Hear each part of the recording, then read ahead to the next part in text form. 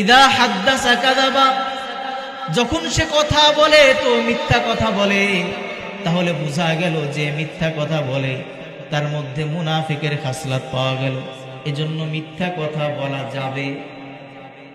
আর একটু জোরে বলেন, মিথ্যা কথা বলা যাবে?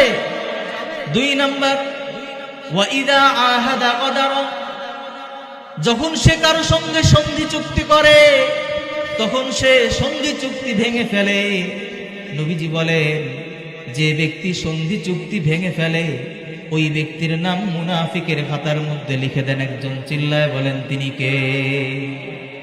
3 নাম্বার, ওয়া ইদা খাসামা ফাজারা, যখন ওই ব্যক্তি কারো সঙ্গে ঝগড়া করে তখন সে অশালীন শব্দ ব্যবহার করে।